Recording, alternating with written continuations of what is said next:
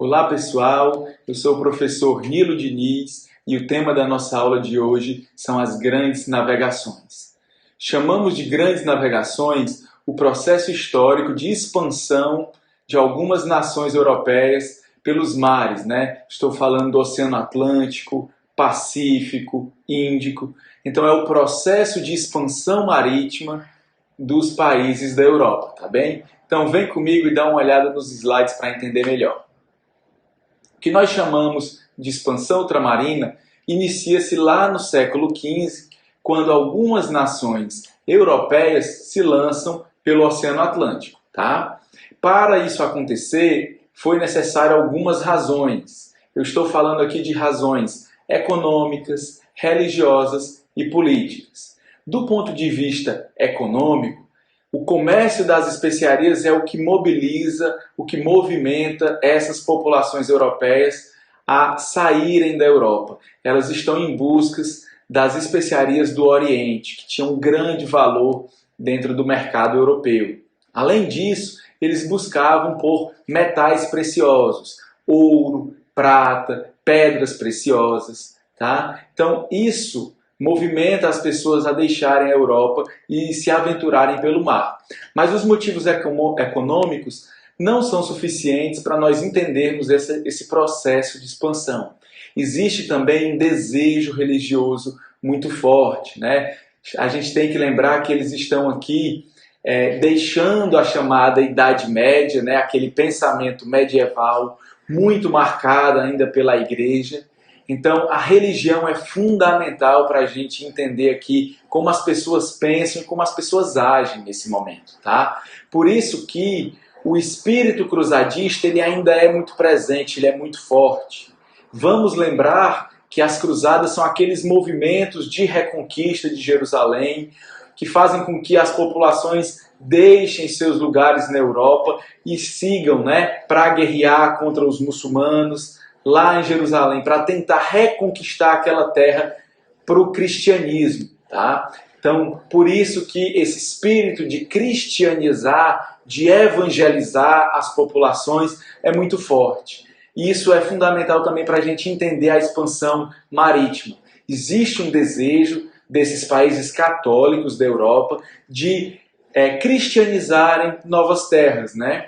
Essas terras na África e na Ásia. Não há aqui no início da expansão uma ideia de cristianizar os indígenas da América, porque ainda não descobriram a América, eles ainda não toparam com esse continente, tá bom? Mas existe um interesse sim de cristianizar populações da Ásia e da África nesse processo. E também existe aqui uma causa política para essa expansão marítima, né? Que é um desejo de crescimento territorial. Nós estamos aqui num período de formação das monarquias absolutistas.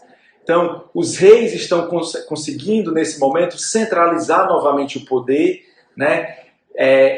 Sair daquele sistema feudal para um sistema agora de Estado.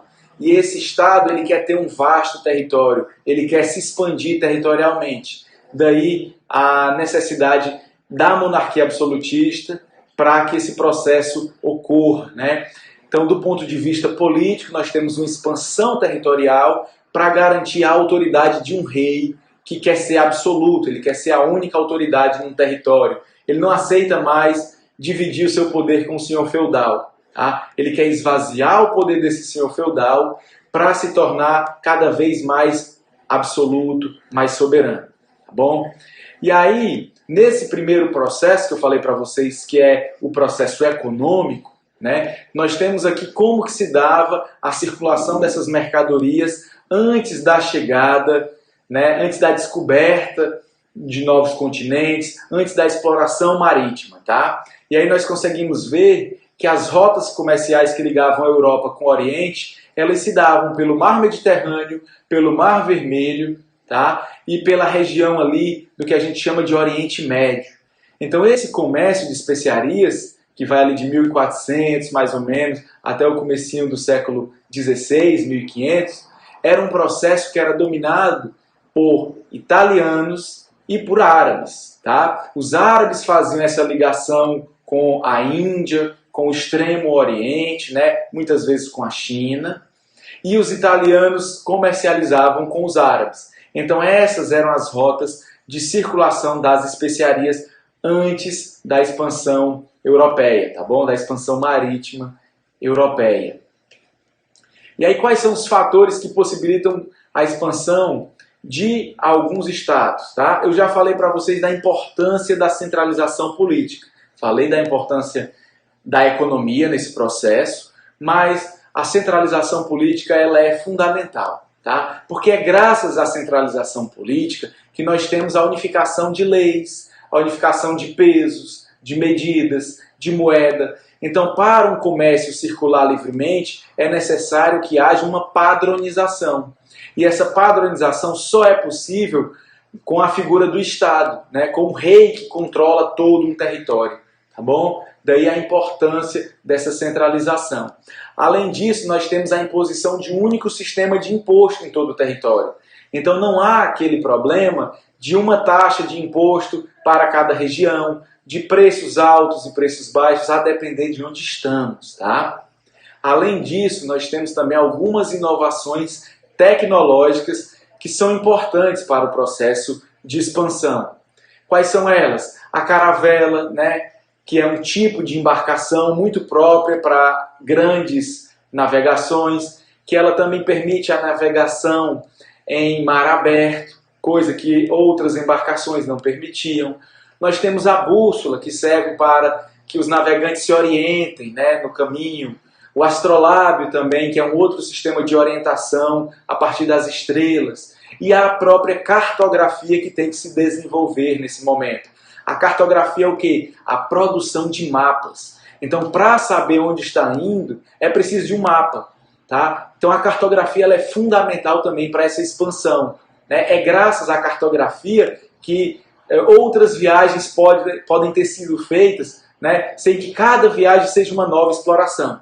Tá? Existe um acúmulo de conhecimento das rotas, dos caminhos, das marés, dos ventos, né, de onde parar, de onde abastecer, qual população aceita ter contato com os europeus. Tudo isso ficava registrado nos mapas, né? A cartografia ela é fundamental. Tá? Então eu falei para vocês aqui de fatores econômicos, falei para vocês aqui de alguns fatores políticos, com a centralização política. Falei para vocês de fatores tecnológicos também que contribuem para essa expansão marítima. E quem reúne todas essas características para se expandir, né, é Portugal. Tá? Nem todos os países da Europa tinham as condições ideais para essa expansão. Eu falei aqui de algumas características. Um país podia ter um interesse religioso, mas não tinha o poderio econômico. Outro país podia ter um interesse econômico, mas não tinha saída para o mar, e por aí vai. Então, o país que encontra todas as condições favoráveis para essa expansão é Portugal. E Portugal sai na frente nessa expansão porque é o primeiro país a fazer o processo de centralização política, ele é pioneiro nisso, por existir uma burguesia mercantil enriquecida, ou seja, eles tinham comerciantes cheios de dinheiro para investir nesse processo de expansão, por terem passado pela chamada Revolução de Avis. O que foi essa revolução ocorrida lá em 1383, pessoal? A Revolução de Avis foi um acordo feito entre o rei de Portugal, Dom João I, e a burguesia, para garantir o poder, para não ser reabsorvido pela Espanha, para não perder a sua autonomia pela Espanha. Ele contou com a ajuda da burguesia.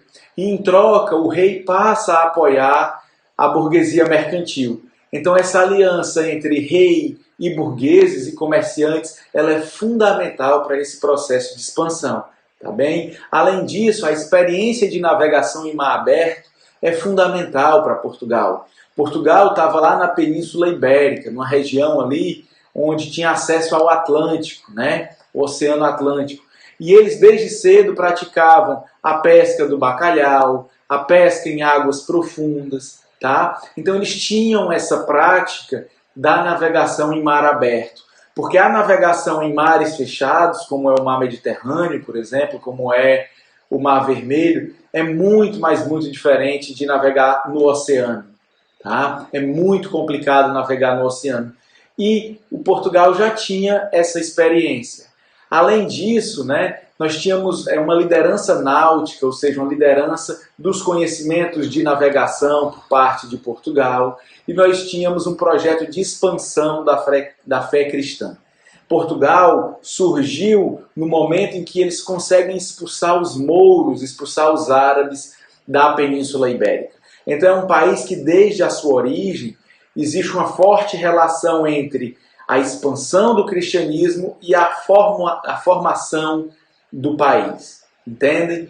Daí a importância de se expandir pelo mar agora, né? Se eles já não conseguem mais em terra batalhar contra os árabes e expulsar os árabes do território, eles vão dominar territórios árabes pelo mar. Essa é a intenção de Portugal. Bem, e aí só para vocês terem uma noção da velocidade com que se dá esse processo de expansão, uma vez que ele começa, eu trouxe algumas das principais navegações aqui para vocês terem ideia. Olha aqui algumas viagens. Em 1415, Portugal consegue conquistar Ceuta, que está no norte do continente africano, tá? Muito próxima de Portugal. Já em 1482, eles chegam na foz do rio Congo, né, que é um importante rio no centro da África, na África Central. Pouco tempo depois, eles chegam no Cabo da Boa Esperança, em 1487. O Cabo da Boa Esperança é aquela viradinha ali do final da África, né? Ali na África do Sul. Então, em 1492, o Colombo já chega na América, descobrindo um novo continente. 1500, Pero Alves Cabral chega também no Brasil. Então, é um processo realmente muito acelerado da expansão, tá? Vamos dar uma olhadinha aqui, então. Para vocês terem uma ideia, Ceuta é essa cidade aí que está bem colada com Lisboa. Então a primeira viagem, a viagem ali de 1415, é só para sair de Portugal para Ceuta, que é essa cidade no norte da África, como vocês estão vendo no mapa. Tá? Depois eles vão alcançar o Congo, que está lá no centro da África, né? Isso em 1482, observe onde é que está o Congo, aí no centro da África.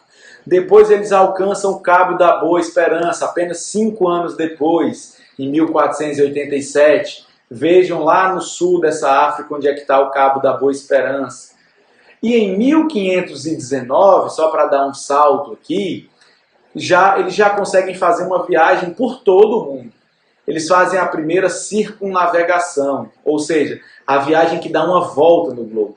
Então, em 100 anos, eles saíram da Europa e foram expandindo esse processo, né, de expansão marítima até conseguir dar uma volta completa na Terra em 1519. Isso mostra a velocidade que se deu essa expansão marítima uma vez que ela começou, tá bem? E aí, para finalizar, a gente vai entender aqui qual que é um sistema econômico que mobiliza essas pessoas e que faz com que elas se desloquem para essas novas terras e tudo mais, né? O sistema econômico desse momento, né, que surge com essa expansão marítima, é o chamado mercantilismo, né? É um tipo de economia mercantil, comercial, tá? E aí, o que é que a gente pode caracterizar aqui como mercantilismo, né? É uma prática que é ao mesmo tempo política e econômica, que visa, em primeiro lugar, a balança comercial favorável. Então, eles sempre querem vender mais do que consome. Eles querem também um protecionismo na alfândega, né? Ou seja, para que os produtos que entrem de fora entrem mais caros. Se você quer ter uma balança comercial favorável, é preciso que você se proteja, faça um protecionismo alfandegário, né? Um protecionismo econômico aqui. Além disso, nós temos a intervenção do Estado, muito forte nessa economia. Que Estado é esse? É a própria figura do rei. O rei é quem decide com quem comercializar, o rei é quem determina quando as viagens vão partir. Então existe uma forte pressão do rei nesse processo econômico, tá? Nós temos também um processo de colonialismo, ou seja, esses países vão criar colônias por todo o mundo. O Brasil era uma colônia de Portugal, né? Faz parte desse processo. E por último, e não menos importante, nós temos o chamado metalismo. O metalismo é o processo de acúmulo de metais preciosos, tá? Eu falei para vocês lá no começo que um dos motivos para essa expansão era acumular metais preciosos. Então eles vão fazer isso uma vez que conseguem se expandir. Bom? Então espero que tenha ficado claro aqui a aula para vocês. Por que é que a Europa se expande a partir do século XV? Quem lidera esse processo de expansão, né, que é Portugal? Quais são os fatores que ajudam Portugal a sair na frente nesse processo, tá bom? Espero que vocês tenham gostado da aula e a gente se vê num próximo assunto, tá?